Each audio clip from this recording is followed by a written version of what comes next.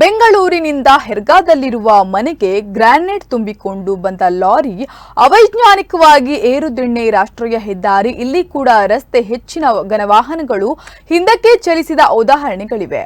4-5 ತಿಂಗಳ ಹಿಂದೆ ಉಡುಪಿಯ ಸಿಟಿ ಬಸ್ ಒಂದು ಕೂಡ ಹಿಂದಕ್ಕೆ ಚಲಿಸಿ ಅಪಾಯ ತಪ್ಪಿತ್ತು. ಇಲ್ಲಿ ವಾಹನ ಏರಲಾಗದೆ ಕ್ರೇನ್ ಮೂಲಕ ಅರ್ಧದಲ್ಲಿ ನಿಂತ ಲಾರಿಯನ್ನು ಮೇಲಕ್ಕೆ ಎತ್ತುವ ಪ್ರಕ್ರಿಯೆ ದಿನನಿತ್ಯ ಮಣಿಪಾಲದ ಪರ್ಕಳದಲ್ಲಿ ನಡೆಯುತ್ತದೆ ಮತ್ತು ಇಲ್ಲಿ ರೆಡಿಮಿಕ್ಸ್ ವಾಹನದಿಂದ ಹೊರಚಿಮ್ಮಿದ ಸಿಮೆಂಟ್ ಮಿಶ್ರಣ ಇಲ್ಲಿ ರಸ್ತೆಯುದ್ದಕ್ಕೂ ಬಿದ್ದಿರುತ್ತದೆ.